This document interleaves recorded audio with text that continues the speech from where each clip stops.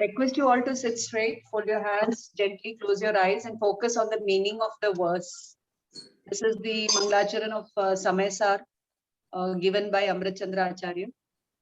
Namaha Samay Saraya Swanubhutya Chakasate Chitsvabhavaya Bhavaya Sarvabhavantara Chide. We'll keep it very brief because we want maximum time of sir. Yeah. So, sir, and we welcome one and all. We welcome sir for the special lecture on Samay Sar. Today we'll be doing the 47 Shaktis, followed by the Drishtanta Vaibhav of Samay Sar by Kashmira ma'am. Okay. Yes, over to sir. Okay. So as we were just now discussing, that soul is full of properties, soul is full of modifications, but we are ignoring modifications at the moment. But whichever property we are saying, there is a modification of that also. So soul is made of or whatever, infinite properties. And these infinite properties always, every moment are like waves, no? It keeps on coming and going, okay? Like who creates wave? Nobody. It is by nature it happens. In the same way. Hello? Sir, आप है ना द्रव्य गुण पर्याय word भी use कर सकते हैं, sir. They can all understand. That's what I was trying to explain earlier, and again use the word same. So soul remaining dravya, okay? These gunas and their modifications like waves, they keep on happening or occurring in the soul, okay? But even just let me say a basic question, okay? When we say soul or pure soul, most of the people remain blank, okay? They are not able to understand unless somebody has studied Samay Sar like that. So if we study Samay Sar and these properties are there is an answer. But those who do not know about it, then when we say soul, they will always remain blank and will not be able to visualize anything. And that's why in this analysis, there is a distinction between Dravya, Gun and Paryaya. So Dravya refers to the eternal nature of the soul in general. And then these properties are several properties of the soul, as we were discussing few of them out of infinite properties, and then there are modifications. So all the three are there in a soul. So when we, as I said earlier, I repeat again and then go back, go forward, that when we say object of meditation of pure soul, then it remains the dravya, eternal nature of the soul, and not individual properties or individual modifications.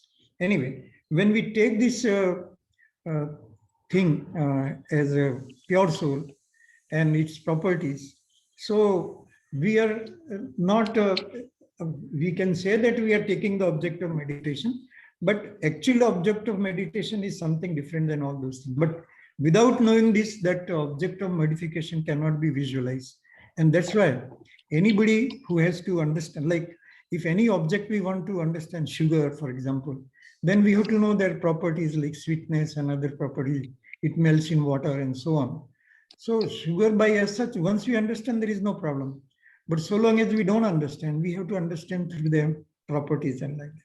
So to any person, when we say soul, then Acharya says that, yes, I will make you know the soul, okay? Because you don't draw a blank and like that. You really can understand what is pure soul. And that's how he starts, okay? That when we say that there is a pure soul, how it is to be explained. Then also some Shadwadi is given as a background, that just as Anekant, same object can be explained in so many different ways. In the same way, the same pure soul can also be explained in so many properties. So that's how the brief background for the pure soul, and that's all we have to understand. Remember again, to conclude my whatever I said so far, when we don't understand what is pure soul, then study these properties. So if you study these properties, we'll be able to visualize. Okay. Just as I said that if you don't know what is sugar, then the sweetness that is there in whatever, say if you have made milk and you put sugar in that, then we can say that the sweetness has come from sugar. Like that, it goes on like that. The basic property of soul is Gyata Drashta, knowing and seeing. But here, Acharya Amritchandra has derived these different properties from Samesar. And you know that Acharya Amritchandra was the commentator on, he has written a commentary on Samesar. And so, for the benefit of all of us, he has summarized those properties. And those properties we'll try to one by one.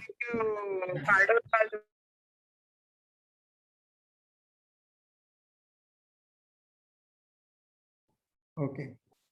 So please unmute yourself. Yes. Yeah, sure.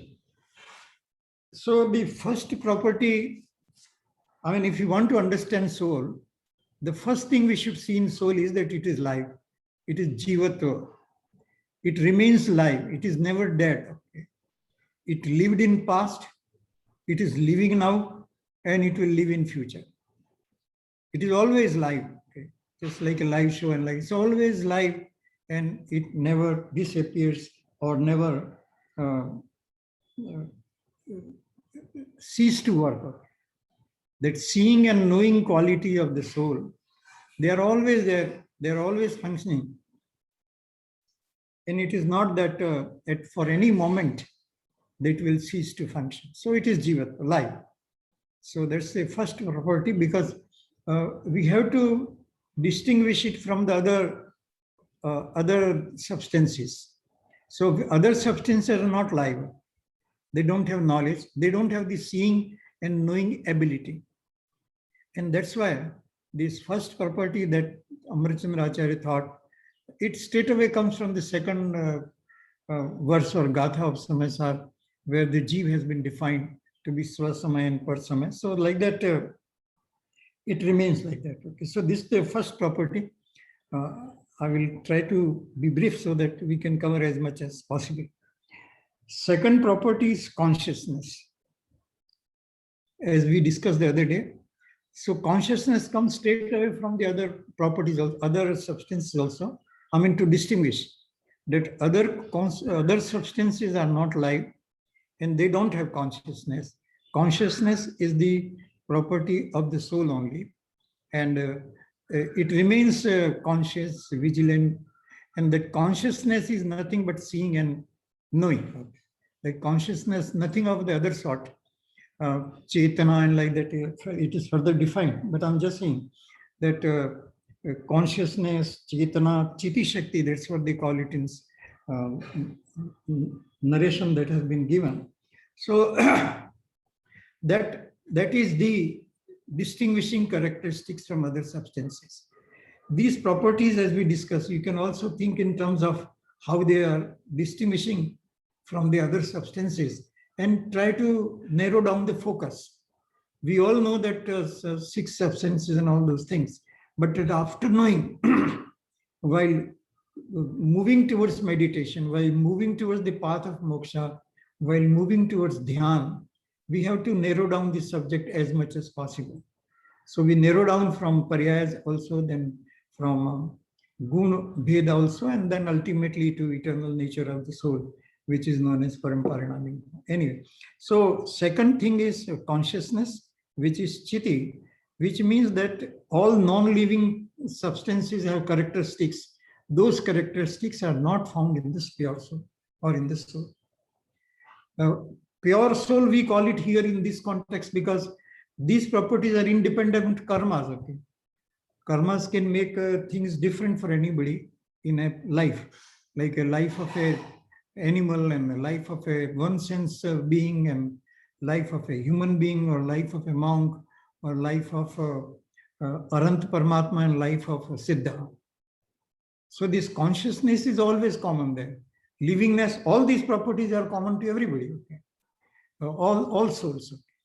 Okay? But they really belong to the eternal nature of the soul. And the eternal nature of the soul is defined by these kind of properties. So third, what is that kind of consciousness? If somebody, each property can be linked also in a systematic manner. So if somebody asks, what is that consciousness? Then Acharya says that consciousness, Acharya or Jain philosophy says that that consciousness consists of nothing but vision, that is drashti, and knowledge, that is jnana. So when we say consciousness, this consciousness has two parts. It is one indivisible thing, but to understand that indivisible consciousness, we have to divide and try to understand. So that's the way in any logic, we divide and understand. In the same way it has been done here. So consciousness consists of a vision, that is drashti. Drashti means seeing the ability, that soul is able to see, recognize the existence of the other objects. Okay. Seeing, why I'm saying that, because I change the word recognition, because if suppose somebody doesn't have eyes, okay, one sense or two sense or three sense beings, so what happens to them? They are able to also see. They have what we know as achakshudarshan. So they are also able to see through their senses and like that. So either able to see directly as human beings or beings with four senses and above, they are able to see, or they see through achakshudarshan, and without eyes also, with senses, we are able to see whatever ability they have. But this ability will be there. And of course, it gets fully manifested in case of Arhant and Siddhas, where they are able to see the entire universe in terms of past, present, and future, with all substances and all properties and all infinite modifications. So the consciousness is defined to be vision and knowledge. Okay, and so knowledge, I just try to define that they are able to see. Knowledge means it is a unique concept. Okay, because in other philosophy they do talk about God knowing everything and like that, but what is that everything is not so much defined. Okay, so here it is said that all substances, their past, present, and future, their infinite properties and their modifications and so on. So all those things are known, and that is called knowledge. So a living substance with consciousness, with vision, and with the knowledge, that is how the soul is defined. But that is not enough. Next thing, the fifth one, we say that the soul is blissful. Okay. Some people say it is blissed, and like nobody gives us blissness. People say you bless somebody. How can we pass on bliss to somebody else? Okay. Anyway, so here the sukh, what we call it, it is a quality of the soul. Okay. And in Jain philosophy, happiness, or what sukh, call it bliss, happiness, or whichever way we want to express, this is defined by one particular word, that it is a unique concept again. Sukh or bliss does not come from other objects, it comes from within. And how do we know that we are peaceful or blissful? Then if there are no anxieties, akulta as we call it, if there is no akulta, there is no anxiety, no tensions, no intentions and things like that, then it is blissful. So the happiness or the infinite happiness that Siddh Paramatma or Arhant Paramatma enjoy, that is that type of happiness where there are no anxieties, no akulta. And the welfare, or whatever, the beneficial, what is beneficial to the soul is to have this quality. And why do we want to achieve moksha? Okay. Then it is for this quality only, this blissful nature, this sukh. There is no akultas, no anxieties. And that type of sukh is a real sukh. And whatever pleasure we derive from our senses, or from houses, or car, or some vehicle that we have, or other AC, or whatever, so many facilities we have in this life, in the materialistic life, that really do not give happiness, because there will be a lot of anxieties there. Okay. So wherever there is anxiety, akulta, then there is no happiness there. Then, of course, I need not say, but let me add one word, that whenever we say any property, you can add infinite word with it. So it lives infinitely, it has a consciousness which survives infinitely. It's a vision which is infinite. It is a knowledge which is infinite, and it has a bliss, sukha, that is also infinite. So like that it goes on. Then the next is, we call it Ananta Virya, Ananta Jnana, Ananta Darshan, Ananta Sukh. Like that, Arhat Paramatma is defined, okay? With the destruction of 4 Ghati karmas, these 4 properties of the soul, they manifest in Arhanta.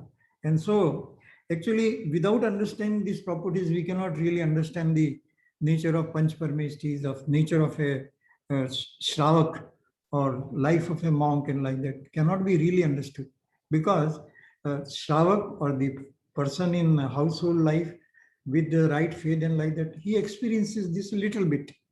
Monks, they experience in little more than what the household does it. And of course, Arhat and Siddha Paramatma, they experience fully. So that's how the next one is in terms of virya, that is potency. That is, the pure soul has the ability to build, procreate, or re-engineering itself. What does it really mean is that, just a little ticklish, but it is easy to understand, is that whenever we see anything, or when we think about, when we try to know something, then what happens? Immediately some image is created in our, you call it mind or soul or whichever way. See, if you think of, say, grandfather, and then some image of grandfather will come. If you think of whatever, say, Taj Mahal or Red Fort in Delhi, then immediately some image of Red Fort will come to us. So that is how we know and see the things, even if the object is in presence, not in presence, not in front of us. And if it is in front of us also, then we create the image, and then that's how the Gyan works. That's how the knowledge works. So here it is the quality of the soul known as virya, which has a tendency to create and then knowing. So we create and then know the things. Okay? Rachana karte hain. And then through rachana, through imagining, through creating an image, means not, these images can be fake also, or images can be real. So what we refer to is real images only. And if it is real knowledge, sorry, if it is real imagination, it is a real knowledge. Okay? If it is fake imagination, the knowledge is false. So like that, we have to understand this quality. So what we said, that word you will have heard in so many ways, Ananta Virya. So soul has an infinite capacity to create so many images, because in Keval Gyan, if you know, if Arhat Paramatma is able to see the entire universe, then all these images are created on the surface of the soul, or whichever way you want to put it. And that's how this is unique quality. Okay. If somebody asks what is knowledge, how do we know the things, and like that, in Pravachans also something like that has been said, that how the Gyan works. Okay. What is Gyan? What is knowledge? If somebody asks, then the answer given in Jain philosophy is that knowledge means that soul is able to create that kind of images. Okay. Even a scientist or engineers or whatever, they are able to create certain images, and then through that they are able to, like this corona also, we just see people are creating images. Okay. Scientists are creating images, and through images they are trying to understand. So all knowledge works through this, and that is the quality of the soul, that virya, ability to create, potency means image, that is known as virya shakti, and the soul has infinite things. So this is this first 6 group is very important, and that together show the functioning of the soul also, how the soul functions. Okay, because many people have no idea how the soul functions and like that. So by knowing these properties, we can say, well, how it functions. Those of you who have not heard about these properties earlier, by hearing these things or by reading this kind of literature, you will be able to visualize what kind of a soul it is. Okay, so that is also ability of the virya, property of the soul, that we are able to visualize, create images, and then that's how we go forward. One, of course, is not the subject here, but I would like to still say that those who are close the eyes and try to see, I'm not able to see the soul and like that. You have not created the image of the soul. How can you see that? And that images can happen only by reading and knowing, or by knowing what the Bhagavan or Paramatma has taught us. So by knowing these properties, one is able to really procreate or create, and virya, guna, helps in that. Next. Then the soul enjoys prabhutva, that means supreme sovereignty. Okay. This supreme sovereignty means the soul is a king in itself. Okay. It doesn't depend on anybody. It is so prosperous. It lives infinitely. It has infinitely power. What are the powers of a king? Nothing compared to what the soul has. And those powers of a king are only for a temporary period, so long he is alive at the best. With his death, all things cease to exist, and some new person becomes the thing. But here, soul remains ever the king of the own self, okay, in its own treasure, on its own Vaibhav, whatever we call it. So it is a supreme sovereignty, and and such a supreme sovereignty that it cannot be conquered. Okay, the worldly kings can be conquered. Soul cannot be conquered. Soul cannot be crushed. Soul cannot be put to death. Soul cannot be like that. All it is invincible, unconquerable, independent. It doesn't depend on anybody. King depends on the soldiers or armies and so many ways on other people. But here it is not so. So soul cannot be even compared to a king. That's what I say. Even Chakravarti king or any type of king. In Pravachan Sara, they use the word Swayambhu, which means that in 6th or 7th verse or something like that, which means that it is self-declared king. Okay, nobody has made a soul the king. Nobody can take away the kingdom of this or kingdom of soul. It remains eternally. Wonderful man. Eternally it remains the same, and it cannot be snatched away. That's the kind of a supreme sovereignty it enjoys. Our constitution gives us sovereignty, and like that we talk. But that sovereignty is gone with some modifications or with certain things happening around us, or in emergencies in so many ways. So that was the 7th property of the soul. The 8th property refers to the vibhutva. Vibhutva means it can be seen all around. Okay, that's just like kingdom can be, that who is the king can be seen all around, or in some ashram or whatever. They can put the photos or whatever of their gurus and like that. Then the image of that guru will be seen all around. So that's a very limited thing. But here, the vibhutva, the sovereignty or whatever, the sovereignty that is extended in all forms. Somebody was just asking about, Shobha Madam was asking. So this Paryaya is also independent. Okay? It's a king by itself. Okay, whichever Paryaya has to take place, that will take place. Okay, nobody can prevent it. Nobody can prevent it. Modification also, and the properties are also like that. Nobody can do anything to that properties. It cannot be created. The soul's properties are eternal. Nobody has created. So neither the dravya nor the guna or nor the paryas can be created. They are always there. They are always built in some process, and these modifications happen in particular sequential manner, which is known as Krambadya Parya. So anyway, so that was the 8th property of vibhutva that we're just talking about it. Then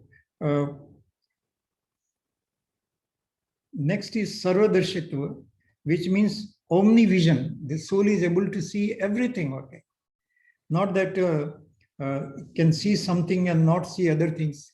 The entire universe, just imagine, okay, entire universe of past, present, past which is not there, present of course one can see, and the future which is also not there as far as our knowledge is concerned.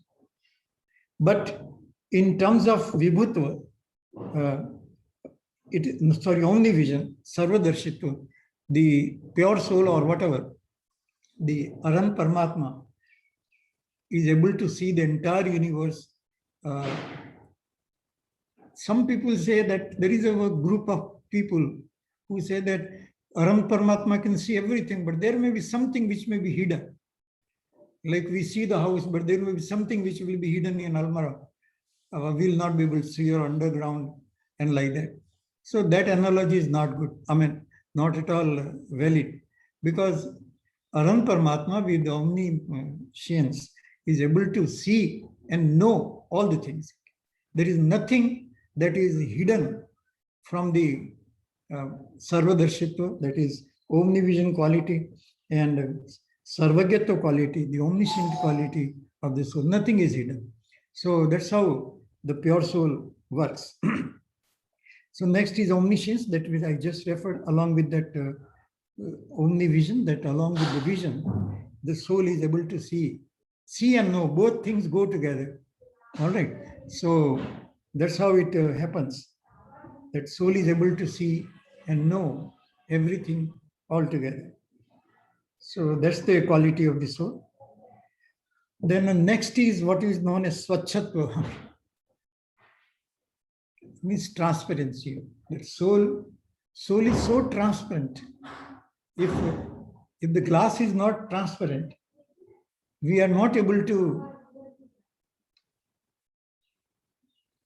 If even the glass is not, it says the dust or dirt on it and like that, then we'll not be able to see that. But the soul is so transparent. When we say pure soul, it is so transparent that everything can be seen without any. The analogy I wanted to give was that if the glass is not pure or cleaned, and if you look at the image, our image will be blurred. But pure soul is not like that. Okay? In the pure soul, whatever that is there in the entire universe is seen without any blurring, and seen in its entirety without any doubt about what it is and like that. So such a transparency, very cleanliness. We are calling Swachh Bharat and so many movements we are starting. It is okay. But the purity of the soul, cleanliness of the soul is unbelievable. Okay. And not only that, it eternally remains clean, okay, and never creates any dust, okay, or dirt on it. So such is the nature of pure soul, which is always there, and eternally it is there. Our houses we clean and clothes we clean. The other day it becomes the same thing. It becomes dirty and like that, but pure soul is not like that. So it remains different. Then the next property,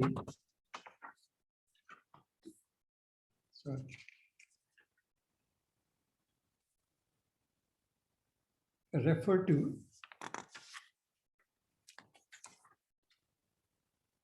as Prakashatva, the 12th property, self-illumination. The pure soul is self-illuminating. Prakashatva here means that pure soul can be realizable. Just in a light, when the light is on, we are able to experience whatever is there. Know and experience both. Know and experience the object that is there. In the same way, it is possible to experience the soul. Okay.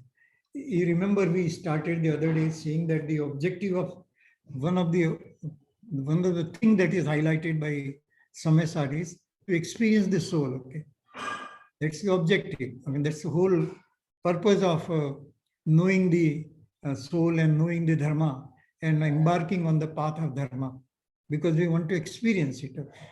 And so if there is no quality of experiencing, how it will experience? So this Prakashatva Shakti, the illuminating quality, is of course in literal translation, self-illuminating. But otherwise it means that we are able to experience the quality. Okay. So in the commentary it is said with the Anubhava only. So it is the ability of the soul to experience itself. It is the ability of the soul to experience itself and not experience the others. Okay. Because if we experience others, we'll be destroyed. Okay. If we experience the fire, then we'll get burned. Okay. We know about fire and not that thing. Just a second, I will close the door. There's some sound here.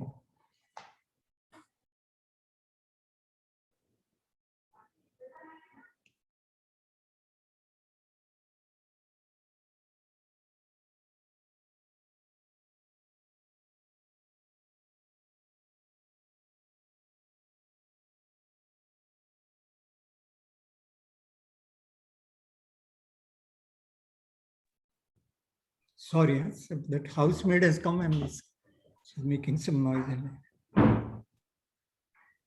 Okay, so that's the self-existing illuminating quality or something like that. And that's why we are able to experience the soul only. Whatever talk of anubhav or experience is there, if there is no property to experience itself, okay, then how it will do it? Okay? The soul has a unique quality of experiencing itself, one own soul. We cannot experience the other soul.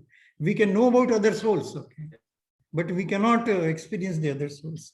Like that, these properties are so great that even each property we can talk for so many days. So that kind of things is there. But anyway, it is better to know in brief also so that we can have a bird's eye view of what it is and then try to study them in greater details and like that. Okay. The next one is what is known as asankuchit vikasatva. That means unlimited potential. It is not that the soul will develop up to some stage and after that the knowledge will develop up to some point, or gyan will develop, vision ability will develop up to some point, or the soul itself will develop to some level and then beyond that it will not happen. It is not like that. It is unlimited potential to continue to grow or continue to remain like that once it is achieved. Okay. And even then, there are modifications and all those like, so it keeps on going, even in a state of liberation or siddha state also, it keeps on changing like that. Okay. So there is unlimited potential for the soul to change, to acquire qualities and reveal that self. Because if it is infinite, then infinite has no limitation. If every property is an infinite nature, there is no limitation, and that's built into the properties of the soul. Then there is a next one is 14 is in terms of akarya karan, means non-causative nature of the soul. That soul doesn't cause change in other objects, and nobody can cause changes in the soul. Okay, soul cannot cause any change in other objects or other substances or even other souls, and other souls also cannot cause any change in the soul. So that way, they are non-causative nature of the soul. It does not cause changes in other objects. So here, very unique property. It remains independent. When you are independent, only you can experience the bliss and other things. You can go reverse and see. If you concentrate on that, then only there will be anantavirya. If we concentrate on this kind of thing, then only we can experience and whatever omniscience and omnipotence and all kinds of properties will express or manifest when we have that kind of a thing. Then we say that knower and knowable quality, parinam and parinatmak pata, that the pure soul is able to have a knowledge of all objects.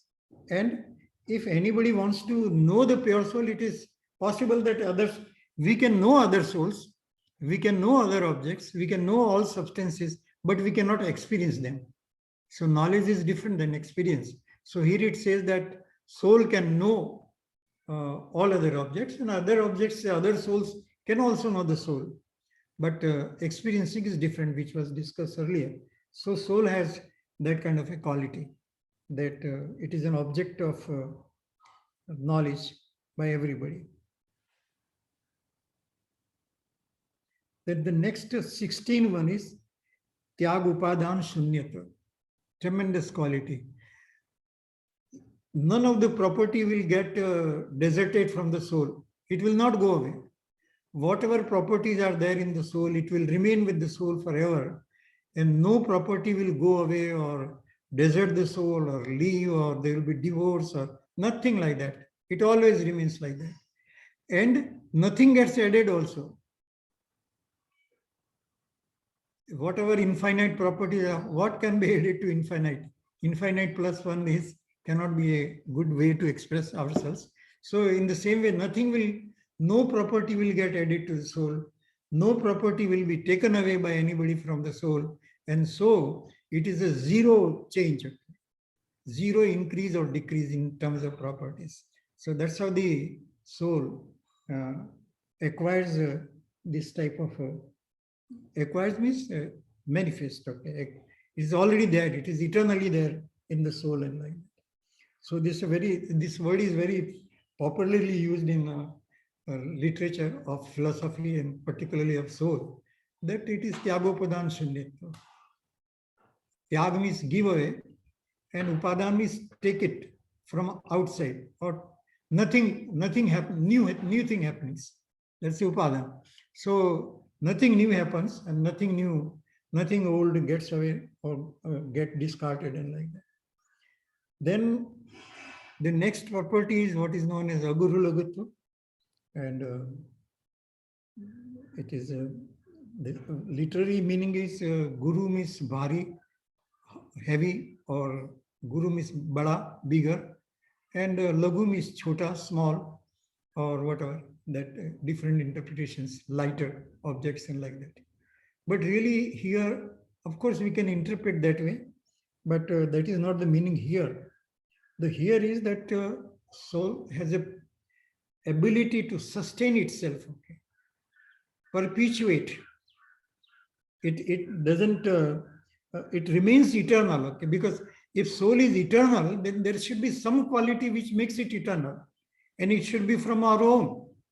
So soul has a quality of its own, inner qualities, and that quality makes it eternal. Because if there is no eternal property, soul cannot remain eternal. And that's how the soul has a unique quality of remaining self-perpetuation, that it makes itself eternal by its own ability and not because of others.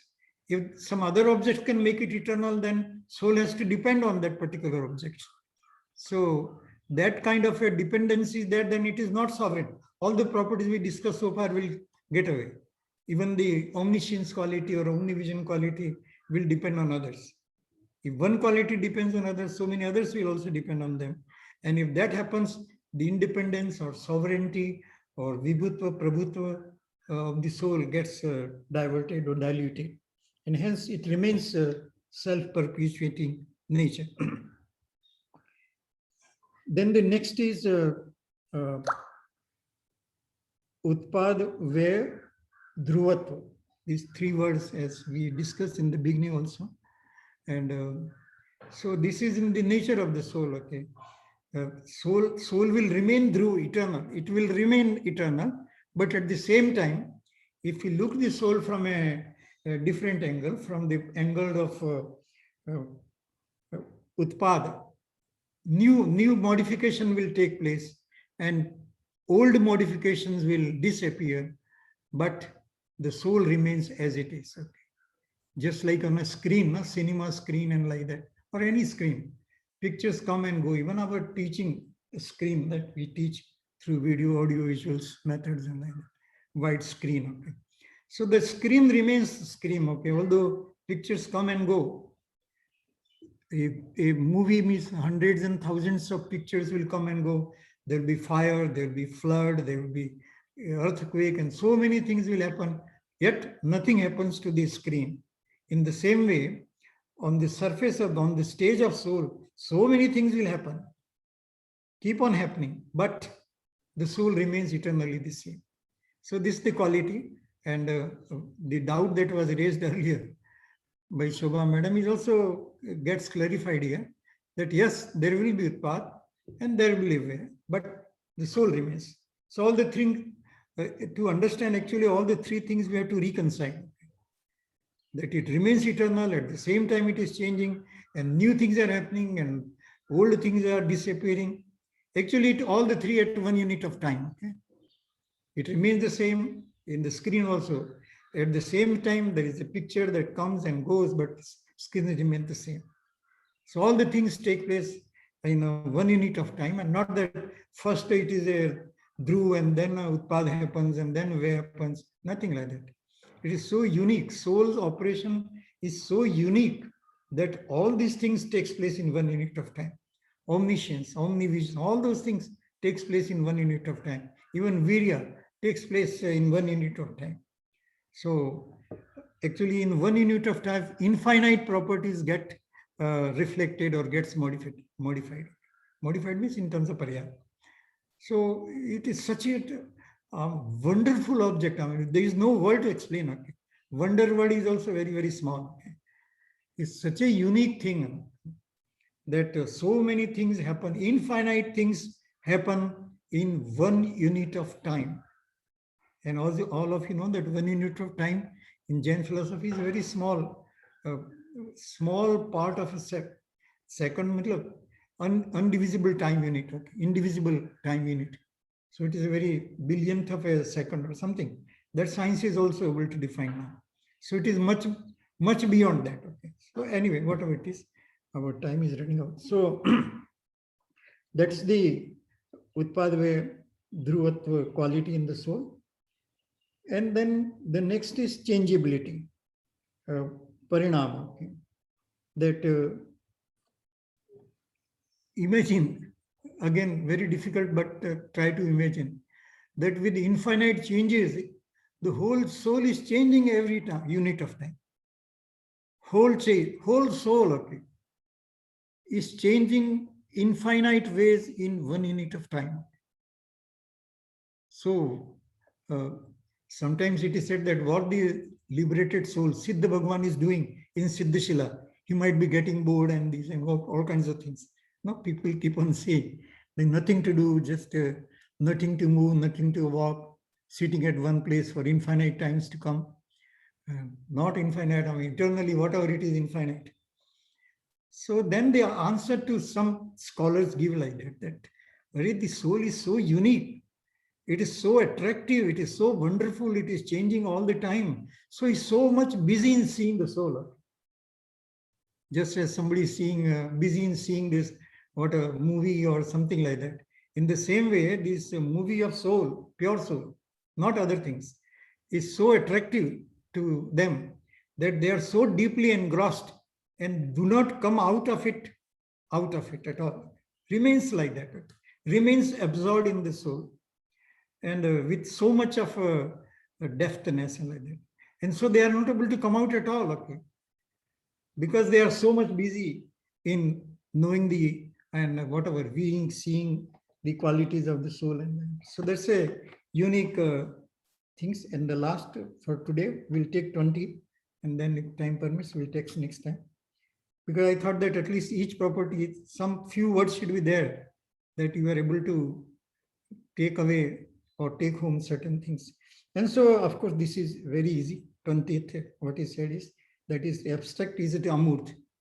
In spite of these things, it is not visible like a Pudgal or other objects like that.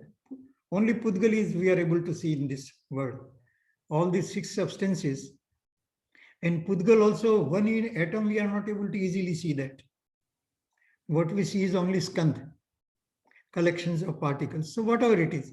But soul is abstract, okay? It is without abstractness, the Pudgal qualities of touch, taste, smell, and color, that is how the Pudgal is defined. And that object can remain concrete and like that. But soul doesn't have this kind of qualities. Soul doesn't have touch. Soul cannot touch other souls. People say it has touched my heart. No? Sometimes some talk and like that. We say nothing can touch heart. Or whatever. In a sorry, some sense you can say you can touch the heart and like that. But soul can never be touched. Nobody can touch the anybody's soul. It is so preserved item. Okay, it is in such a fort where nobody can go and touch this soul. Nobody can taste the soul. Okay, nobody can smell that. Okay, he has experienced the soul, and there is nothing that can be done. Not even there is no color. Soul doesn't have any color, and so people fighting for color. Okay, that puja, these kind of things. The external things I'm talking about. It. So that has no color, then why all those things are there? Anyway, so that all happens because of karma particles. These taste, smell, color, etc., they are all due to karmas. And so when karmas are not there with the soul, how can we have a concrete thing like Pudgal? So soul remains abstract. Anyway, I will just stop at this moment. And if anybody want to comment or anything, let's see. Thank you, sir. Lovely explanation. Yeah, madam. Sorry, go ahead, madam. No, I just wanted to check, sir will do the remaining properties in the next class, sir. Okay. Okay, sir. Okay, sir. Okay, sir. Yes, now the forum is open for discussion. Sir, I've got some basic question. I know it may be very silly, but then I thought let me ask and get it clarified. When I read more and more Samayasara and Pravachanachara and all that, I'm able to perceive that pure soul is absolutely not an iota of any contact with any other Dravya, including the own body or Putkal. It is always in the state with all the all the paryaya, like I could be in a human form, I could be in a deva form, I could be in animal form, 3G form. The soul is a soul which does not go through an iota of a change because of that paryaya I take. This is what I am able to understand. I know my understanding is right, first of all. So when that is going to be the case, everything, the karma which we talk about, bhav karma and dravya karma, no karma, all is a substance which is putkal. So one side there is a G which is absolutely pure, which is in every beings, like a Sita Bhagavan. There's other one which is primarily the putkal, which is unveiling this. Now, if this soul has an ultimate potential and ultimate thing, how and why this is getting continue to be covered by a karmic thing, and when I contemplate it, I'm able to see Moh, Grog, Dvesh is what which is binding. But again, Moh, Grog, Dvesh also is related with a putkal. It is not a. It is to do with the thing. So I'm just unable to comprehend what is ultimate purity of soul is still into the binding of the rest of the karma. Right. It's a very well you have said. And whatever you said is almost right only. The point I wanted to say is that this quality, as you said, of pure soul is eternal, and eternal so much that it is said in so many places in Jinvani that Jo nigod mein sohi mujh mein sohi moksha majar. That means whatever is in nigod, whatever soul, pure soul, eternal soul, that is there in a nigod life, that is there in me, means today's paryaya, modification as a human being. And the same is there in Siddha Paramatma. So the point I want to say, beautiful way you have narrated or whatever said, that what is common in all beings in the universe? There must be something common which can be there in all universe. Paryayas are different. Paryayas of Siddha Paramatma or An Paramatma or our own paryaya, or paryaya of an animal or paryaya of infernal, narak life and so on. Those paryayas are different. That's all because of rise of karma or absence of karmas. But there is something common. What is that something that is common in all human beings? That not human, sorry, all living, all beings, all souls. That is this Paramparinamic Bhava or eternal nature or Dravya or whatever we call. And if that we are able to focus, then we are able to understand the soul. The point I was saying earlier that we have to focus on something. So now the answer comes that we focus on something which is eternal, which is common to all souls, okay, and not something that is unique. There are differences in life because of karmas. Okay? Animal and human being, what? Difference of karmas. So eliminate the differences of karmas, and then when we see, then we are the same. Some example is also given somewhere that if human beings, there are differences. Somebody is a king, somebody is prime minister, somebody is ordinary citizen, somebody is a scientist, and so on. Somebody is a wealthy person, somebody is very knowledgeable. Oh, so many differences there. Some females, some males, or whatever other genders. But is there anything common? And that common is the eternal nature of the soul. And that we focus, and if that we understand, then we are able to, we have cracked this solution of existence. So can I say, summarizing this, a wrong knowledge or a Midyatva is a fundamental primary reason for everything else to fall? Exactly, 100% right. Thank you, sir. Sir, we can say, Ashok sir, the primary reason is not to realize that Atma is with the 47 Shaktis. You have not realized your potential. That is why you are veiled. Matlab, the Jiva is veiled by the karmas. Yeah. Okay. But that happens because we who have invited the karmas. Yeah, madam, you are right. But that happens, in other words, by not knowing the pure soul. Which is Ignorance. So if we say mithyatva also, in a way, it's correct. No, sir, ignorance as well as mithyatva. We don't know who we are and we don't know what kind of soul we are. Okay, I understand. So ignorance, mithyatva, avirati, kasha and yoga, all those things contribute to karma. Okay? And so if we see the soul independent of karma, then all the things are there. Mithyatva is a representative of the other things also. Although technically they are different, I know that. But in general, if we say that, even Prabhupada said that Mithyatva is the greatest sin. Mithyatva is the greatest sin. If Mithyatva goes away, then you know the soul. When you know the soul, you march ahead further. So anyway, it's correct only. But there are Thank you, sir. Thank you, madam. Ashok ji, you asked your doubt completely. Sir, उसका doubt था कि अगर ये सब quality आत्मा की है तो अपने आप वो क्यों नहीं पा लेता है? Why it's not reaching it to the that was his doubt actually. Yesterday he asked me. Okay. I said we are in mithyatva, we are in LKG level and we want to reach to PhD level or something, but without going to all the standards, without studying all the standards, how it is possible to reach to that state? No, it's okay. What you said is all right. Because what I'm saying is that mithyatva, why mithyatva is there? Because of ignorance. So you can use different words, but basically it is not knowing the soul. Okay.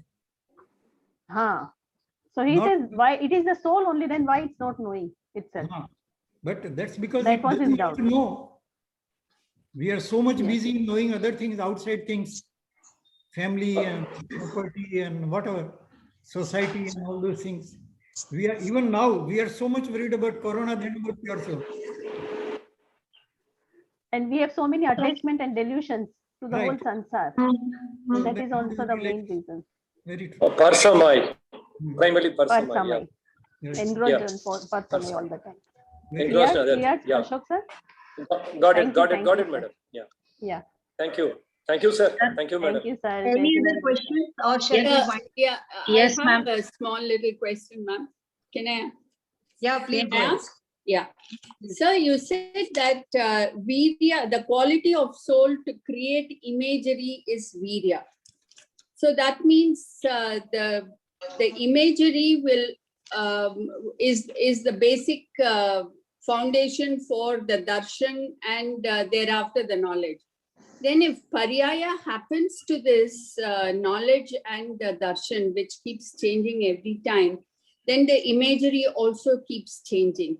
So does it mean that this changes in this paryaya to the guna will, supposing I have a vision of, say, let's put it in simple words, like a horse or this thing, and then I keep changing it over the paryayas, then it ultimately comes to a stage of unicorn.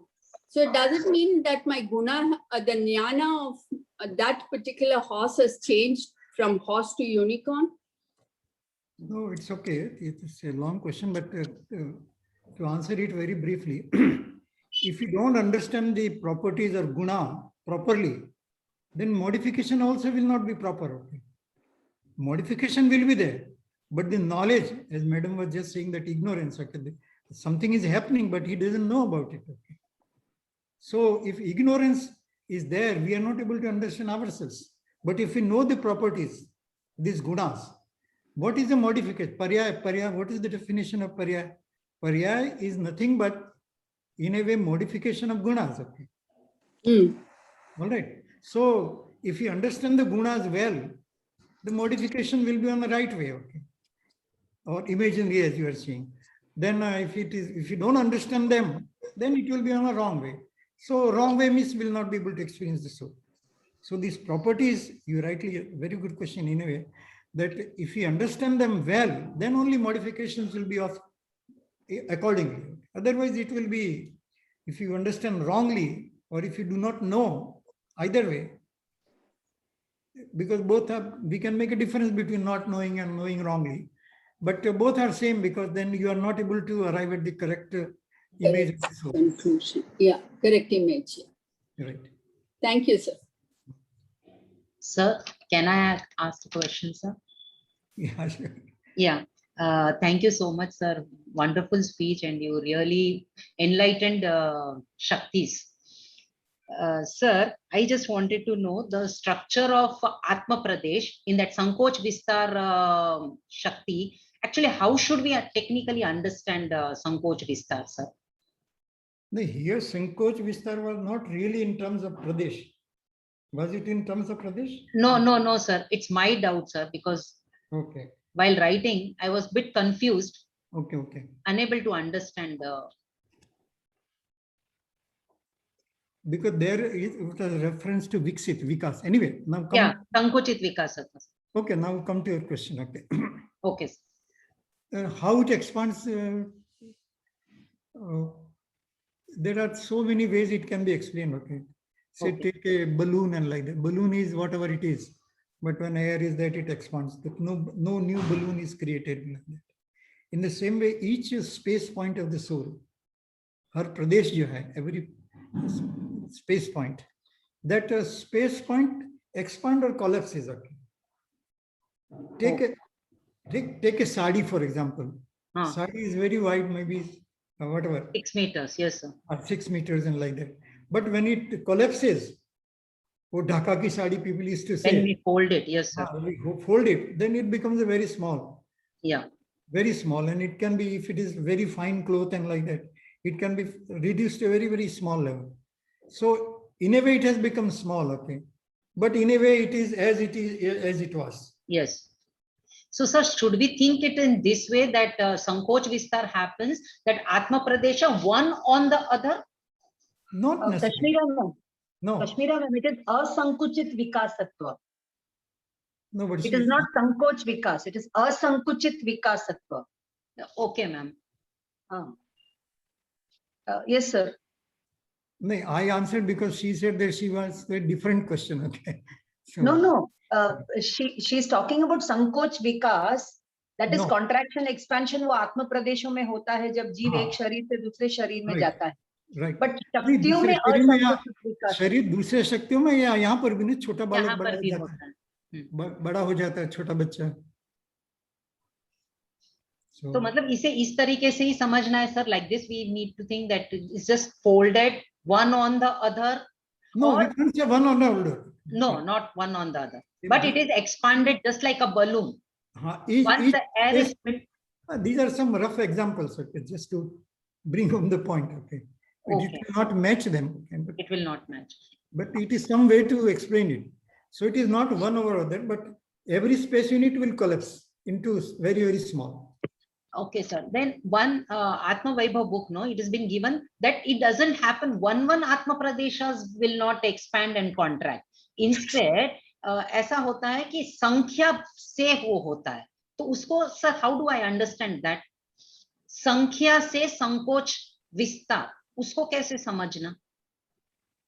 देखना पड़ेगा, I know what it is. Okay, sir. Sir, one more question. Discuss sometime. We'll discuss. Yeah. sometime. Next week you can even tell us. What context it is said, I will say. Okay, sir. Sir, meaning of Nyunakar, sir. Nyunakar. Nyunakar. Smallest akar. The smallest thing we should take into thing. No, in terms of space points, you are saying then. Pradesh, Atma Pradesh, sir. Then look at a Nigodhya ji or something like that. Okay. It is so small, okay. And sir, is there difference between Vibhutva Shakti and Sarva Dharma Vyapakatva Shakti? Because both are doing the Vyapakatva karya only ho raha hai na, Vyapakta ka karya ho raha hai. Pervasiveness is there prevailing. Yeah, Sarvadharma Vyapakatva, that will come next. Next, sir. But No, Sarvadharma Vyapakatva means that in every property, every other property's nature is there. अच्छा अच्छा, एक रूपता of all the Shaktis is found in. नहीं, not exactly. Okay, then. एक शक्ति जो है उसका रूप दूसरी शक्ति में होता है. अच्छा, एक शक्ति का रूप. तो सर इसको एक्चुअली कैसे समझना, some crude example. जैसे जीवत्व हमने देखा. Okay. No, living characteristics. That living is not without consciousness. That living is not without seeing ability. That living is not without knowledge. That living is not without whatever, prakashatva, all those things. So if we take all these shaktis separately, we'll not understand the soul. Achha. So when we say that, yes, each shakti has a some element of the other shakti, then we are able to understand that shakti very well, otherwise not. Okay, but functioning wise, each shakti does its own functions. Yeah, it remains independent, Yes. but the nature of the soul is such that something of that property is there in every property, although independent. Okay. Just like we, some not a good example, but we are all human beings, okay?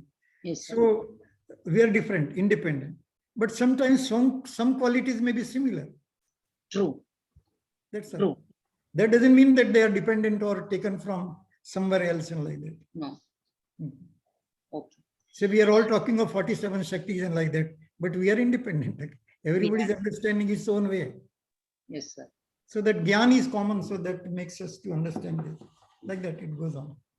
Sir, I have this gives me a doubt, sir. There is an element of one Shakti in all the Shaktis, or all the Shaktis are there in one Shakti, we can say. Yeah. So, but we say no, sir. No, Dravya, no. Paryay, all are independent. Yes, sir. Police. No, one word there is that Roop there. Roop. Not the Shakti is there. Okay, okay. Roop What means do you mean by that? some quality of that type.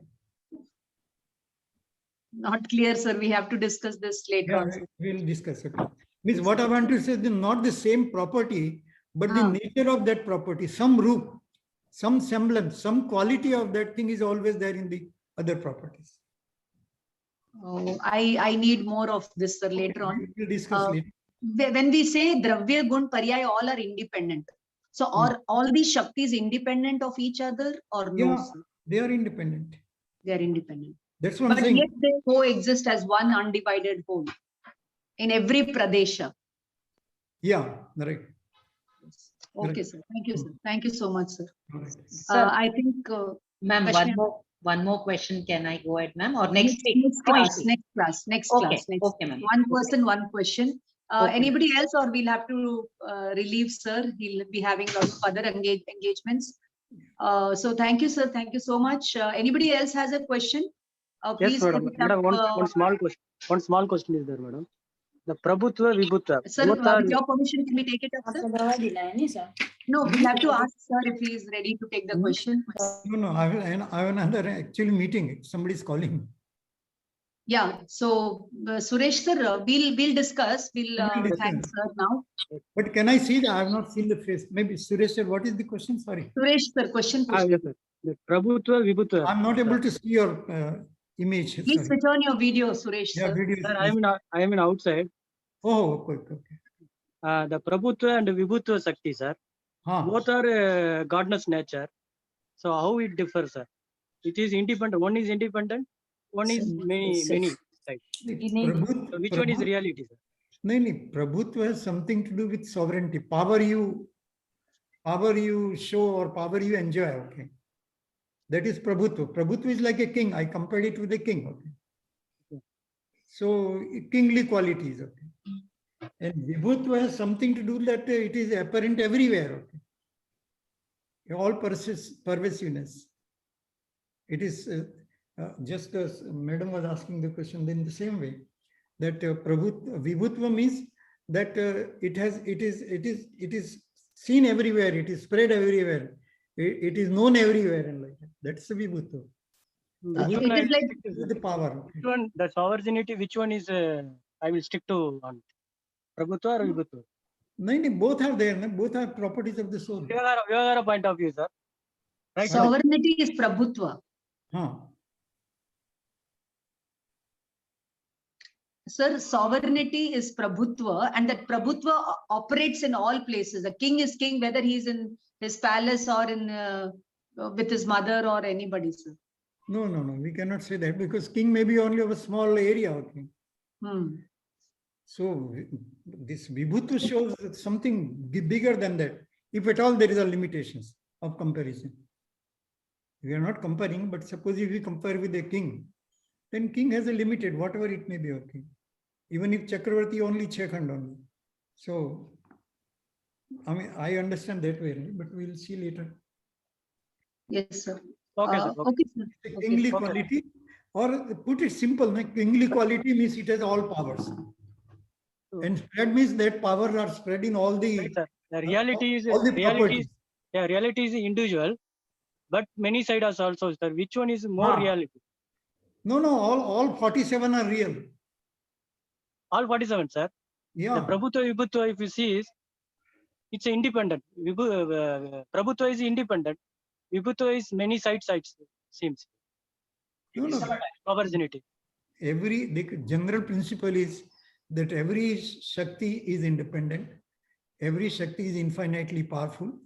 And every Shakti has some nature of that in other Shaktis. That's all. These are three fundamental things. Suresh sir, we'll continue with the discussion. We'll continue, sir. It takes some time to understand. These are very difficult. Yes. Okay. We are discussing for last 40 years. Even now, sometimes we think about it. Okay, sir. Thank you, sir. Thank you. We slowly absorb it. Slowly. On behalf of everybody, I would like to extend my heartfelt thanks to Dr. Jayantilal Jain for having taken his precious time and shared this valuable knowledge with all of us. And we look forward for the next week's lecture on the same topic, sir. Okay, thank you so much, sir. Thank you. Thank you, sir.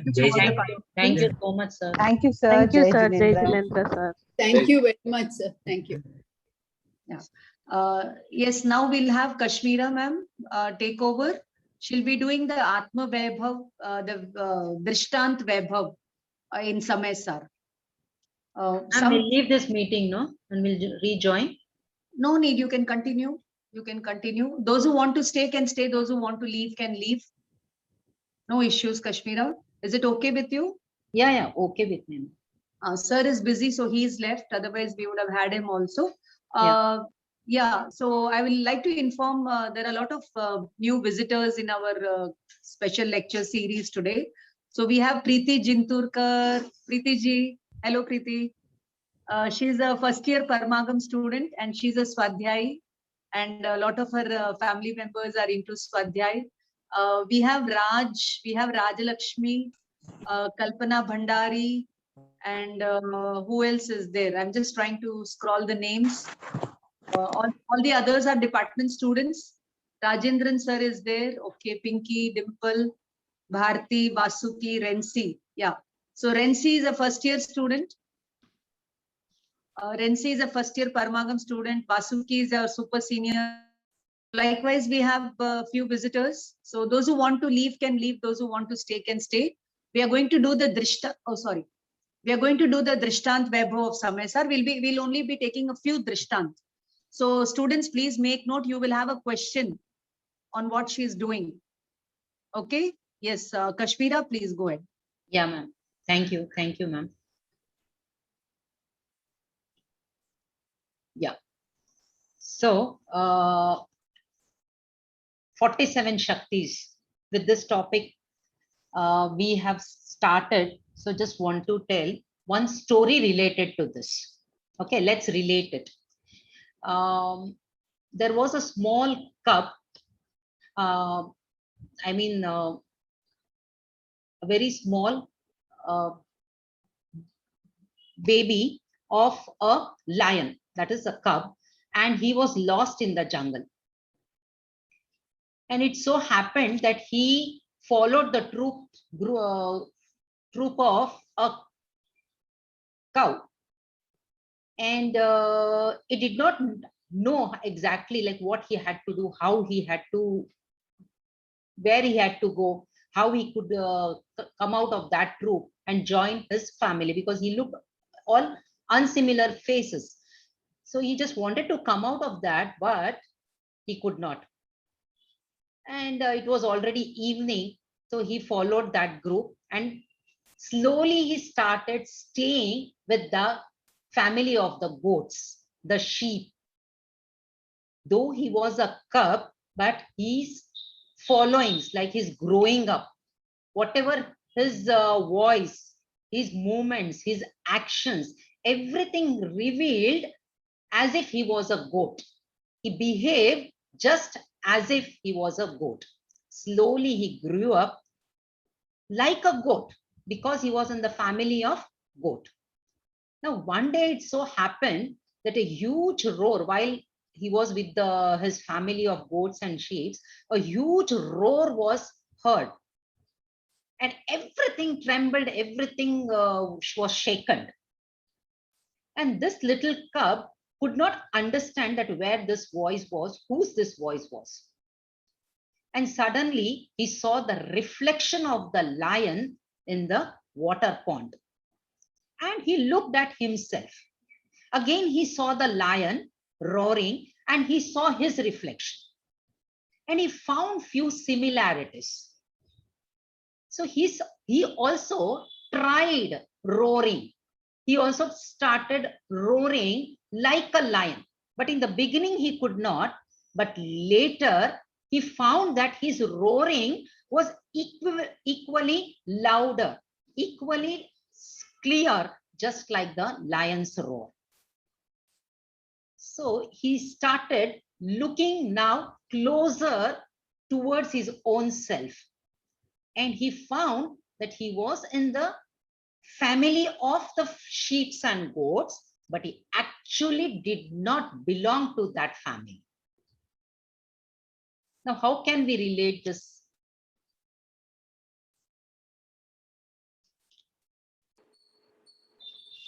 Soul has inherited properties and it doesn't belong to the Putkal. Very good. Then whom can we relate? The little cub is related to whom? Related Soul. to what? Soul. Pure soul. It is Pure soul. Yes, it is related to pure soul. Yes, which Pinky. has not understood its own potential. Very good. It has not understood its potential. He was in darkness. He was in ignorance all this time, as a result of which he was in the family of sheep and goats, which actually was not his family. But he thought that it was his family. Yes. Then some other relation?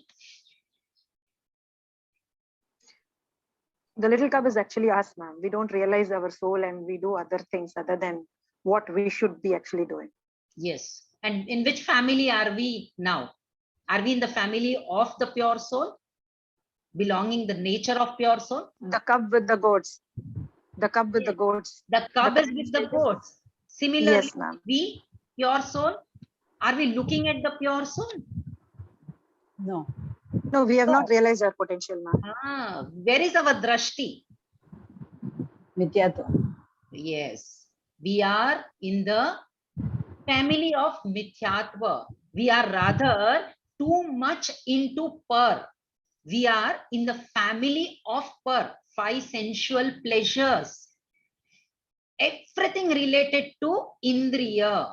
Every act of ours is only per. So, Paramatma says, 47 Shakti says that you look into your own self. The moment, all this time, the diversion you have taken, the moment you divert yourself within, the moment you close your eyes, you close your senses and you look within, you can see the reservoir of these 47 Shaktis. There are only 47 Shaktis. Are there only 47 Shaktis?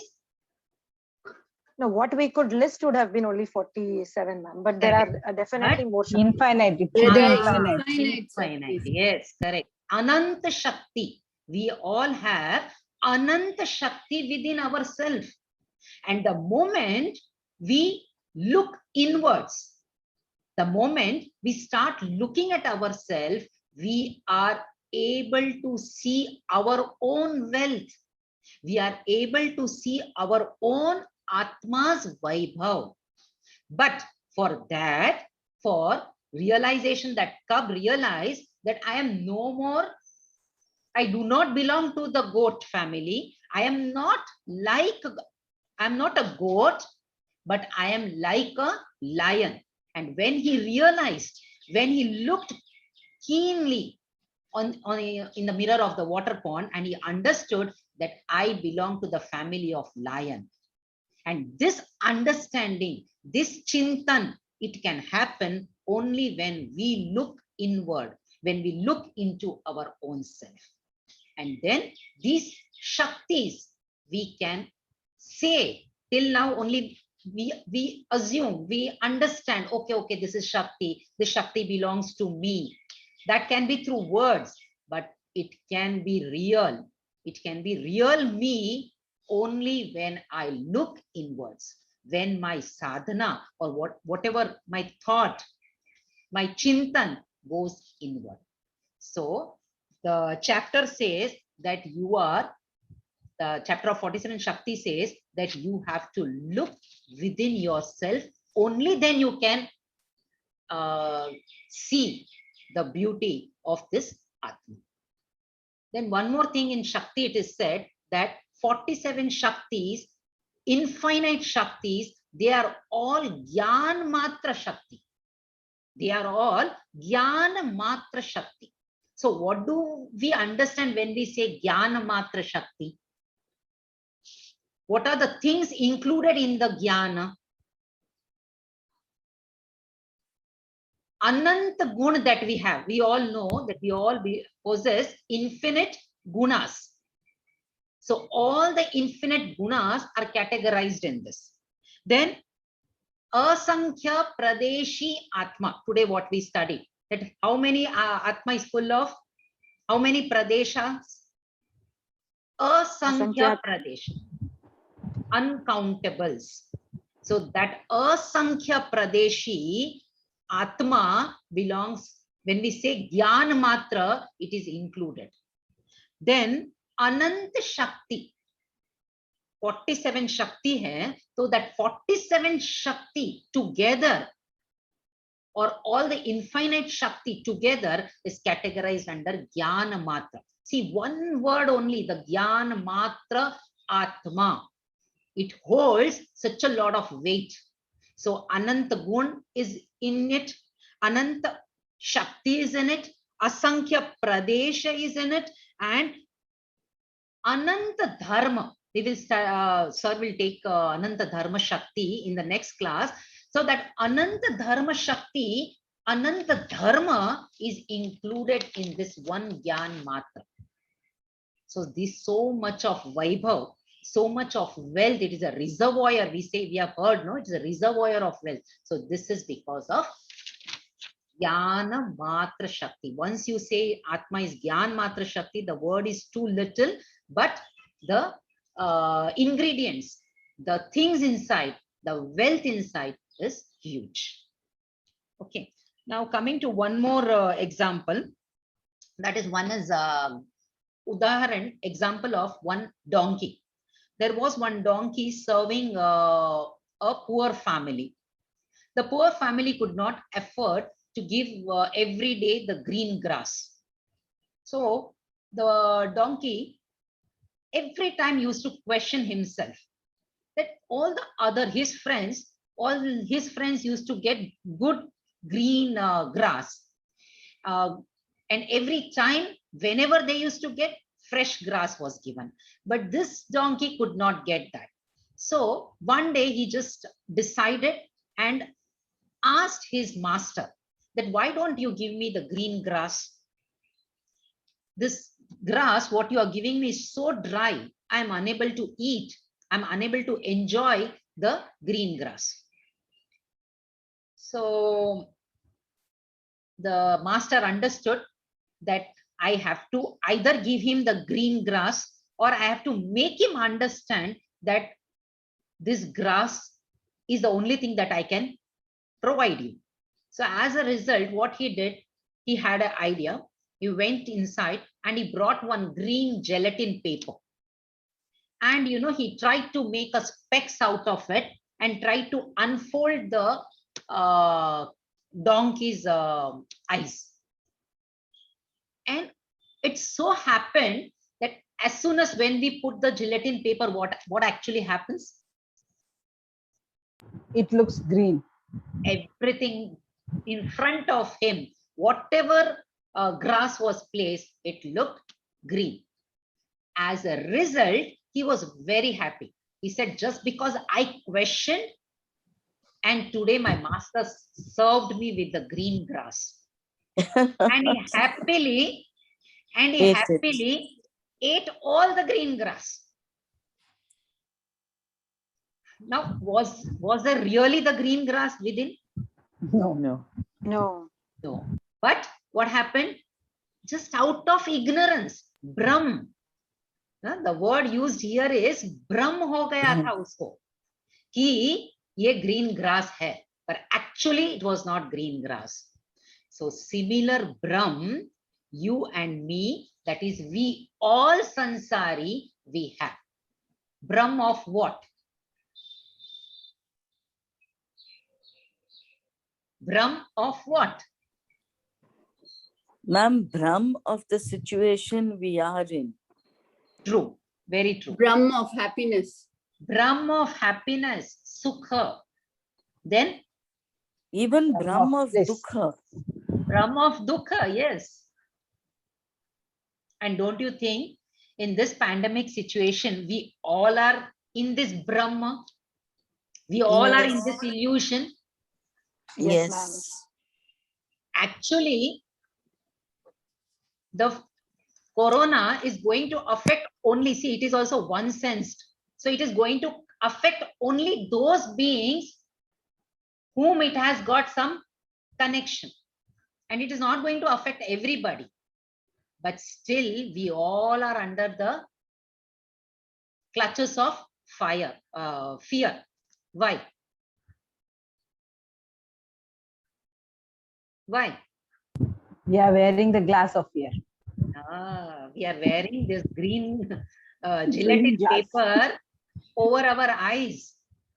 So 47 Shakti, or the chapter of Shakti, says, you yourself, you are full of Shakti.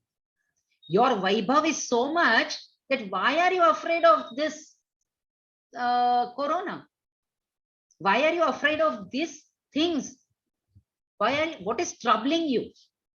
Why you are troubled by this karma?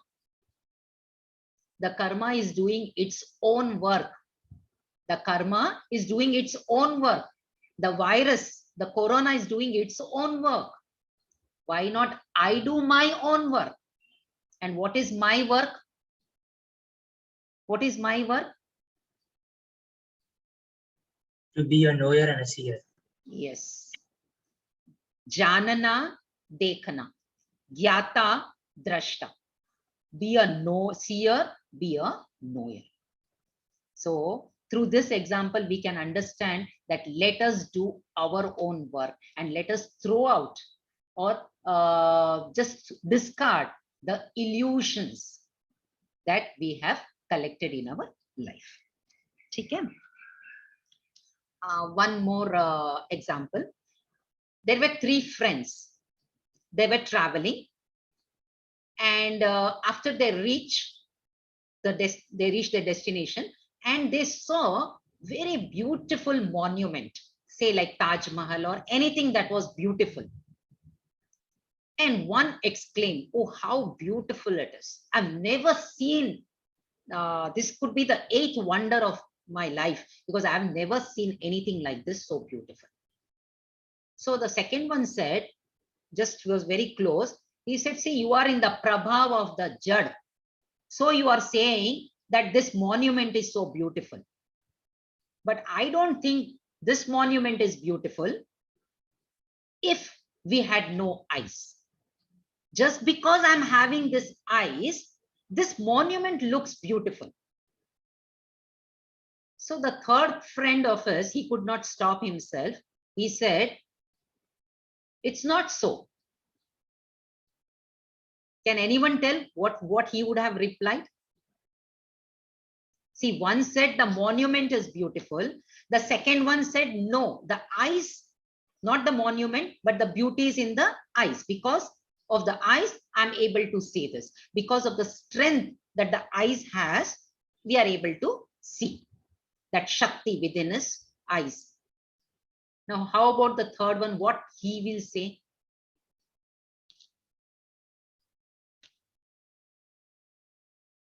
What is driving us to see? A desire. Said like eyes is only a window, it is only your Atma or mind is seeing it. Yes, Atma. That is the Chetan Tattva is seeing. If there was no Chetan Tattva in this body, it would have been dead. And can dead bodies see anything? So how beautifully the third person replied, and he summarized everything, that the eyes are seeing at the monument. The beauty doesn't lie in the monument, but the beauty is in the eyes. Similarly, now we go a little one step deeper and we say that even the eyes are not beautiful. The Shakti that is within, that is able to see the beauty of the building. And coming one step closer, deeper, the third person says, neither the building, monument, nor the eyes, but the Chetan Tattva, which is Birajman, which is actually within us, that is helping us to say and see this beautiful monument.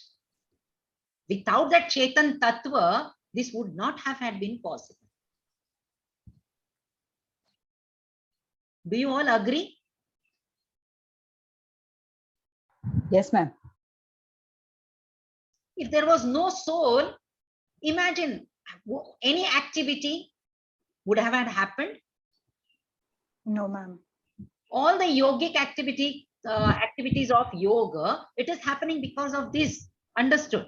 But apart from that, our consciousness, which is there, which we don't like look into, it is not focused, but actually it is there within us all the time, even when we do not have this physical body. When this Audarik Sharira is not with us, at that time also this Chetan Tattva is present in us. It is there even when I am one sensed, it is there when I am five sensed. It is always with me. It is always there. So never get frightened of the outside environment, because that is not helping me. Vyavharik, we can say the food, water, as today Sir said, Jivatva Shakti. It is helping me. The element of food and water is helping me to strive. But actually, the Jivatva, that is because of that element, because of the element Jivatva Shakti. And I will live even without body. Even when I go to Siddha state, I will live there because of Jivatva Shakti.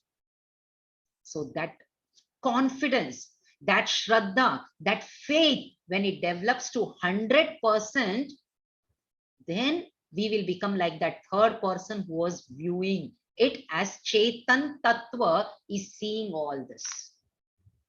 Vah Gyata Drashta hai. Clear? Is it clear? Yes, ma'am. Yes, ma'am. Yeah.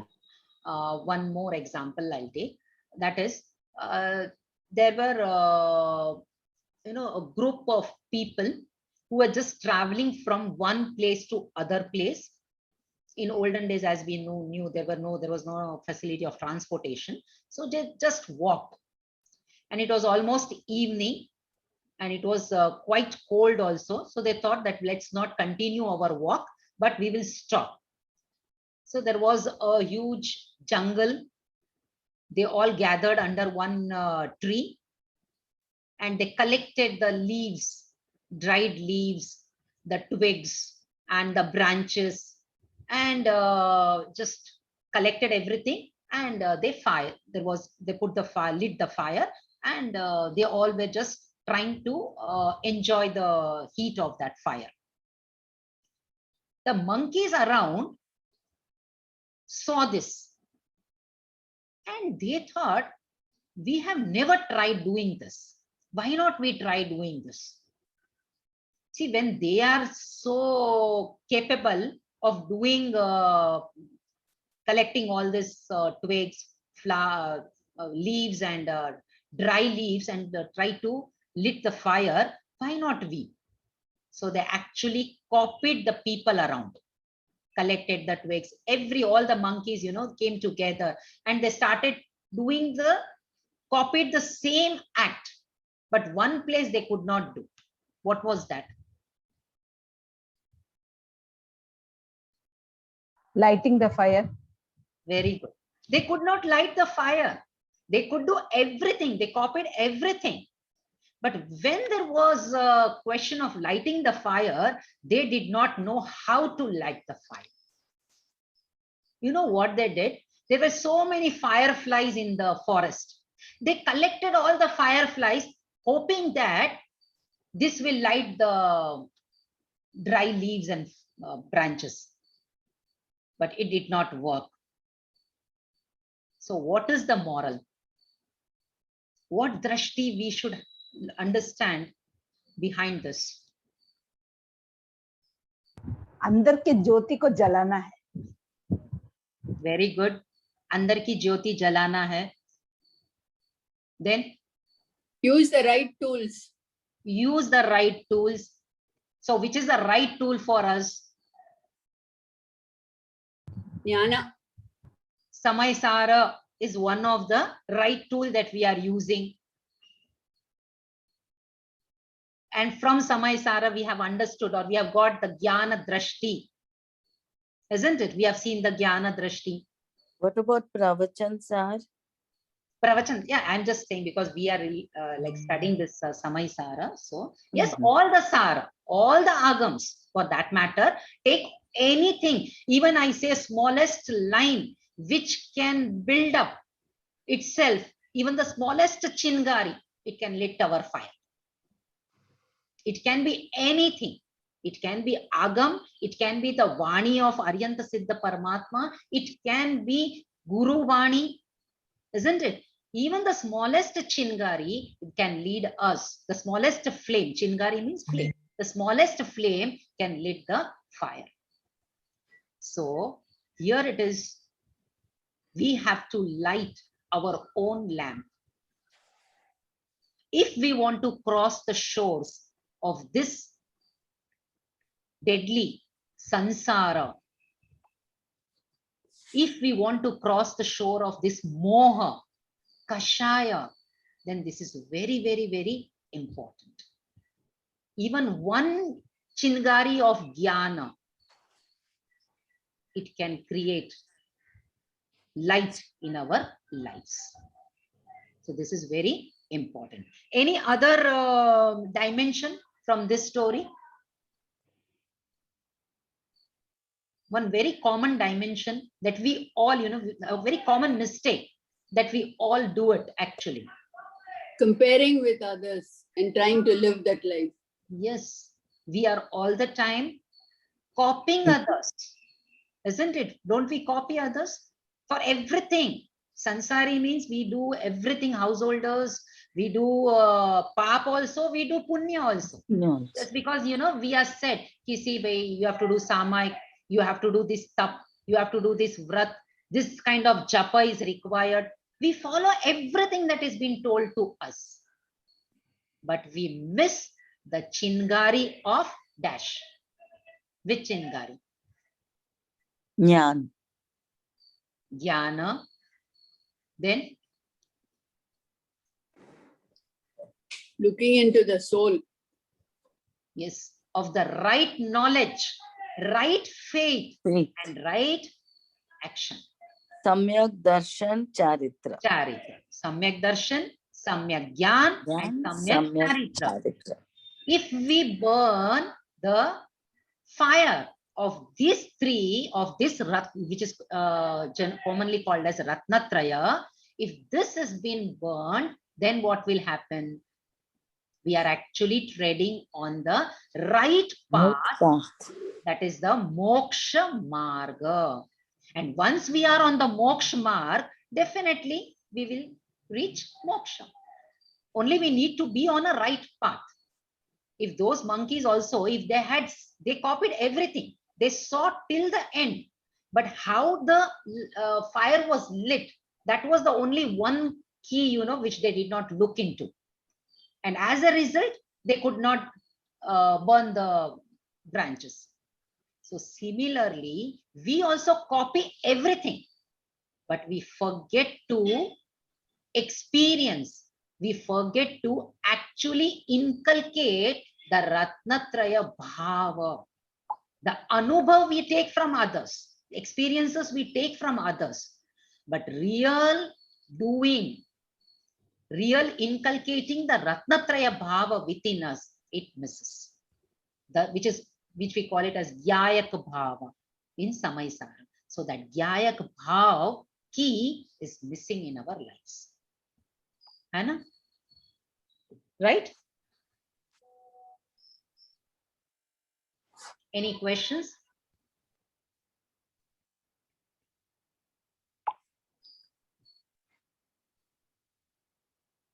Kashmira ji, what about the other Drishtant that are there in Samaysar? Stories, ma'am, that 3 stories, no? Bharil Saab's, that is, I think we have already discussed in the class, ma'am. You want me to tell that? Not the stories, the buffalo Drishtant, the bedsheet Drishtant. Ma'am, that is, I thought that has been discussed, ma'am, in the class. Okay, fine. Fine. Kajal ma'am has discussed. Okay, fine. Fine. No, but there are many Drishtant, no? Yes, ma'am. If you want to do it, otherwise you call the class in the evening. Yes, You can continue. We can wind up now. Anybody has any questions can ask related to the lecture that has been delivered by Kashmira, who is a research scholar in the Department of Genealogy and a Paramagam student of 5th year. And her son Vidit is a 1st year student over here.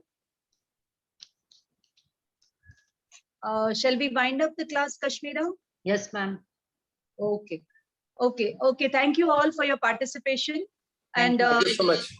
Yeah. So evening 7 o'clock, 8 o'clock, you all meet for the lecture. You'll have a different link. Okay. Yeah. Thank you.